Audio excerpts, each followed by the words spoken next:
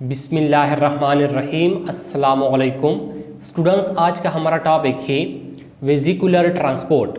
आज के इस लेक्चर में हम वेजिकुलर ट्रांसपोर्ट को डिस्कस करते हैं कि वेजिकुलर ट्रांसपोर्ट कैसे कहते हैं। वेजिकुलर ट्रांसपोर्ट का डिफिनीशन है the transport mechanism through which large molecules and even small cell are transported in the form of physicals is called vesicular transport.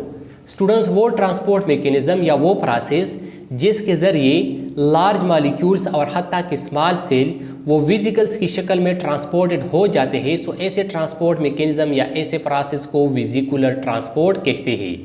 वो ट्रांसपोर्ट मैकेनिज्म या वो प्रोसेस जिसके ज़रिए लार्ज मॉलिक्यूल्स और हत्ता के स्मॉल सेल वो वेजिकल्स की शक्ल में ट्रांसपोर्टेड हो जाते हैं। ऐसे ट्रांसपोर्ट मैकेनिज्म या ऐसे प्रोसेस को वेजिकुलर ट्रांसपोर्ट कहते हैं। अब स्टूडेंट्स, वेजिकल्स कैसे कहते हैं? वेजिकल्स का मतलब है वो मेम्ब्रेन बाउंडेड स्ट्रक्चर जिसके अंदर मॉलिक्यूल्स, पार्टिकल या स्मॉल सेल जो है ना वो मौजूद होती है। फॉर एग्जांपल, ये जो है ना हमारे पास पार्टिकल्स के या ये जो है ना हमारे पास कुछ मॉलिक्यूल्स के और इस पार्टिकल या इस मॉलिक्यूल्स के इर्द गिर्द जो है ना स्टूडेंट्स एक मेम्ब्रेन्स बन जाता है। अब इससे ये जो स्ट्रक्चर बन गया, इस स्ट्रक्चर को जो है ना वेजिकल्स कहा जाता है। अब जब इस तरह के वेजिकल्स की शक्ल में कुछ मॉलिक्यूल्स या स्मॉल सेल या पार्टिकल जो है ना वो सेल्स के अंदर आ जाते हैं या सेल्स से बाहर हो जाते हैं, ऐसे ट्रांसपोर्ट मैकेनिज्म या ऐसे प्रोसेस को वेजिकुलर ट्रांसपोर्ट कहते हैं। ये था हमारे पास वेजिकुलर ट्रांसपोर्ट का डिफिनीशन कि वेजिकुलर ट्रांसपोर्ट कैसे कहते हैं।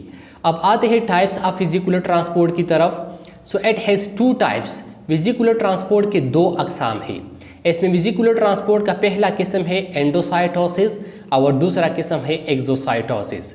इसमें हमारे पास पहला है एंडोसाइटोसिस। पहले हम जो है ना एंडोसाइटोसिस को डिस्कस करते हैं कि एंडोसाइटोसिस कैसे कहते हैं। जो टर्म एंडोसाइटोसिस है ये दो अल्फाजों से बना है। इनमें पहला लफ्ज़ है endo. Endo mean inside, endo के मानी है इनसाइड। और दूसरा लफ्ज़ है cytosis. Cytosis mean transport, cytosis के मानी है ट्रांसपोर्ट। अब आते हैं एंडोसाइटोसिस की डिफिनीशंस की तरफ। एंडोसाइटोसिस का डिफिनीशन है the process through which molecules are get enter to the cell cytoplasm is called endocytosis. Students, वो प्रोसेस जिसके ज़रिए मॉलिक्यूल्स ये सेल के साइटोप्लाज्म में दाखिल हो जाते हैं, ऐसे प्रोसेस को या ऐसे फिनोमेना को एंडोसाइटोसिस कहते हैं। वो प्रोसेस जिसके ज़रिए मॉलिक्यूल्स ये सेल के साइटोप्लाज्म में एंटर हो जाते हैं, सेल के साइटोप्लाज्म में दाखिल हो जाते हैं, ऐसे प्रोसेस को एंडोसाइटोसिस कहते हैं।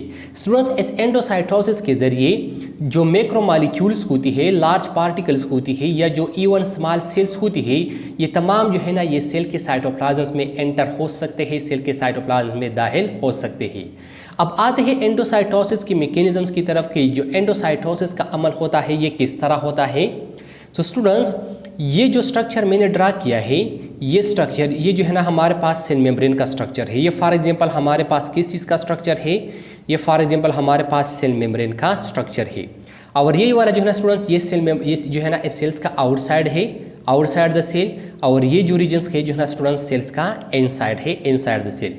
अब स्टूडेंट्स, फॉर एग्जांपल यहाँ पर जो है ना हमारे पास कुछ पार्टिकल, कुछ मॉलिक्यूल जो है ना वो मौजूद है। और ये पार्टिकल और ये मॉलिक्यूल जो है ना ये इस सेल ने जो है ना स्टूडेंट्स सेल के अपने इस साइटोप्लाज्म में एंटर करना है। ये जो सेल है इसके लिए जो है ना इस पार्टिकल की ज़रूरत है या इस मॉलिक्यूल की ज़रूरत है। अब ये जो पार्टिकल्स यहाँ पर इस सेल्स के इस आउटसाइड मौजूद है, ये पार्टिकल जो है ना ये सेल के इनसाइड में मतलब सेल के साइटोप्लाज्म में किस तरह एंटर हो जाते हैं। ये जो सेल मेम्ब्रेन होता है, सबसे पहले ये सेल मेम्ब्रेन जो है ना ये इनवर्ड जो है ना फोल्ड हो जाता है, मतलब ये सेल मेम्ब्रेन्स अंदर की तरफ आ जाता है, ये इनवर्ड फोल्ड हो गया है। जब ये सेल मेम्ब्रेन अंदर की तरफ इनफोल्ड हो जाता है, मतलब इनमें जो है ना इन्विजिनेशंस का अमल हो जाता है। ये सेल मेम्ब्रेन जो है ना अंदर की तरफ इन्विजिनेट हो जाता है और इससे इस तरह का एक स्ट्रक्चर बन जाता है। जब इससे इस तरह का एक स्ट्रक्चर बन जाता है तो ये बाहर जो पार्टिकल या जो मॉलिक्यूल्स वगैरह होती है वो जो है ना यहाँ पर इस इन्विजिनेशन में जो है ना स्टूडेंट्स वो आ जाती है। फिर इसके बाद ये जो इन्विजिनेशन होता है ये जो है ना मज़ीद डीप हो जाता है, मतलब यहाँ पर ये इन्विजिनेशंस का अमल मज़ीद हो जाता है और इस मेम्ब्रेन जो है ना मज़ीद अंदर की तरफ जो है ना वो फोल्ड हो जाता है, अंदर की तरफ आ जाता है। फिर इसके बाद जो है ना ये जो पार्टिकल्स होती है, इस पार्टिकल से इर्द गिर्द जो है ना स्टूडेंट्स कंप्लीट एक मेम्ब्रेन्स डेवलप हो जाता है, कंप्लीट एक मेम्ब्रेन्स बन जाता है। अब जब इस पार्टिकल या इस मॉलिक्यूल से कंप्लीट एक मेम्ब्रेन्स बन जाता है तो इसको वेजिकल्स कहा जाता है। इनसे जो है ना एक वेजिकल्स बन जाता है। फिर जब ये वेजिकल्स बन जाता है, ये वेजिकल का जो मेम्ब्रेन्स होता है ये सेल मेम्ब्रेन से डिटेच हो जाता है। सेल के सेल मेम्ब्रेन से जो है ना ये सेपरेट हो जाता है और ये वेजिकल सेल के साइटोप्लाज्म में एंटर हो जाता है, सेल के साइटोप्लाज्म में दाखिल हो जाता है। अब स्टूडेंट्स, जो कंप्लीट फिनोमेना है, ये जो कंप्लीट प्रोसेस है, इस तरह के प्रोसेस को जो है ना एंडोसाइटोसिस कहते हैं। तो स्टूडेंट्स, इधर हमारे पास एंडोसाइटोसिस का प्रोसेस जो है ना वो किस तरह होता है। अब आते हैं टाइप्स ऑफ एंडोसाइटोसिस की तरफ, मतलब एंडोसाइटोसिस की अकसाम की तरफ। तो स्टूडेंट्स, जो एंडोसाइटोसिस है it has also two types. Endocytosis की भी जो है ना स्टूडेंट्स दो अकसाम है। एंडोसाइटोसिस की भी जो है ना टू टाइप्स है। इसमें एंडोसाइटोसिस का पहला किस्म है फेगोसाइटोसिस और दूसरा किस्म है पिनोसाइटोसिस। सो अब हम इस एंडोसाइटोसिस के टाइप्स को डिस्कस करते हैं कि एंडोसाइटोसिस के जो टाइप्स हैं ये कौन कौन से टाइप्स हैं। अब स्टूडेंट्स, इनमें हमारे पास पहला है फेगोसाइटोसिस। तो फेगोसाइटोसिस का डिफिनीशन है when solid molecules get enter to the cell is called phagocytosis। Student, जब सॉलिड मॉलिक्यूल जो है ना वो सेल के साइटोप्लाज्म में एंटर हो जाते हैं, मतलब जब वो सेल में एंटर हो जाते हैं, सो ऐसे प्रोसेस को या एंडोसाइटोसिस के इस किस्म को फेगोसाइटोसिस कहते हैं। और दूसरा किस्म हमारे पास पिनोसाइटोसिस। सो पिनोसाइटोसिस का डिफिनीशन है when liquid molecules get enter to the cell is called pinocytosis। Student, जब लिक्विड मॉलिक्यूल वो सेल में एंटर हो जाते हैं, सेल्स में दाखिल हो जाते हैं, सो एंडोसाइटोसिस के इस किस्म को पिनोसाइटोसिस कहते हैं। सो ये हमारे पास टाइप्स ऑफ एंडोसाइटोसिस के कौन कौन से टाइप्स हैं।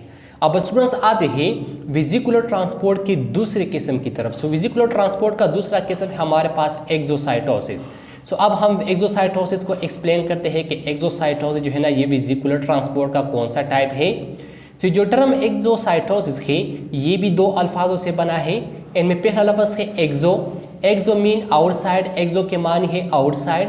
और दूसरा लफ्ज़ है cytosis. Cytosis mean transport, cytosis के मानी है ट्रांसपोर्ट। सो एक्सोसाइटोसिस का डिफिनीशन है the process through which molecules move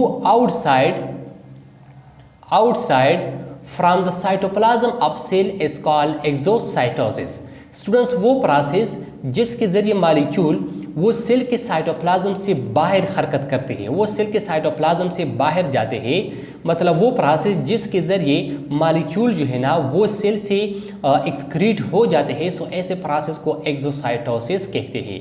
so वो प्रोसेस जिसके ज़रिए मॉलिक्यूल वो सेल के साइटोप्लाज्म से आउटसाइड मूवमेंट करते हैं, वो सेल के साइटोप्लाज्म से आउटसाइड जो है ना स्टूडेंट्स वो चले जाते हैं, बाहर चले जाते हैं, सो ऐसे प्रोसेस को एक्सोसाइटोसिस कहते हैं। अब स्टूडेंट्स, जो एक्सोसाइटोसिस है, एक्सोसाइटोसिस का मैकेनिज्म को हम एक्सप्लेन करते हैं कि एक्सोसाइटोसिस का मैकेनिज्म जो है ना वो किस तरह होता है।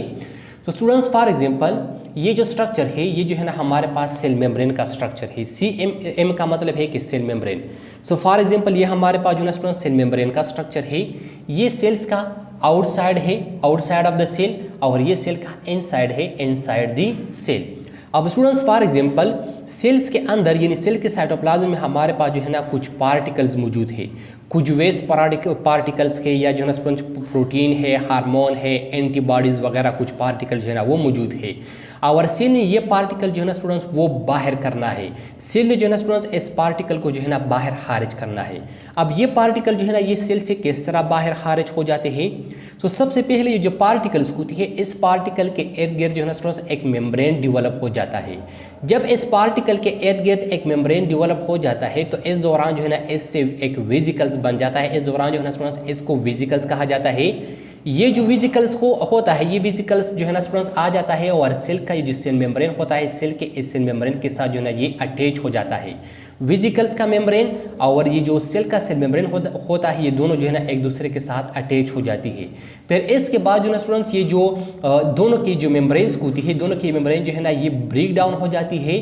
यहाँ पर जो है ना स्टूडेंट्स एक स्पेस बन जाता है, एक खाली स्पेस बन जाता है, और इसके ज़रिए जो खाली स्पेस या जो ओपनिंग बन जाता है, इसके ज़रिए ये जो पार्टिकल्स होती है, ये पार्टिकल जो है ना स्टूडेंट्स ये बाहर एक्सक्रीट हो जाती है, ये बाहर जो है ना स्टूडेंट्स आउटसाइड जो है ना ये मूव करते हैं, आउटसाइड जो है ना स्टूडेंट्स ये चले जाते हैं। अब यहाँ पर जो है ना स्टूडेंट्स ये जो प्रोसेस हो गया, इस प्रोसेस को जो है ना एक्सोसाइटोसिस कहते हैं। सो वो प्रोसेस जिसके जरिए कुछ मॉलिक्यूल जो है ना स्टूडेंट्स वो सेल के साइटोप्लाज्म से बाहर जो है ना वो वेसिकल्स की शक्ल में चले जाते हैं, बाहर जो है ना वेसिकल की शक्ल में एक्सक्रीट हो जाते हैं। सो ऐसे प्रोसेस को एक्सोसाइटोसिस कहते हैं। सो इस कंप्लीट फिनोमेना को या इस कंप्लीट प्रोसेस को एक्सोसाइटोसिस कहते हैं। तो स्टूडेंट ये था हमारे पास आज का टॉपिक वेसिकुलर ट्रांसपोर्ट के वेसिकुलर ट्रांसपोर्ट कैसे कहते हैं। आई होप आपको समझ आया होगा। इंशाअल्लाह नेक्स्ट लेक्चर में मुलाकात होगी। Thank you, वस्सलाम।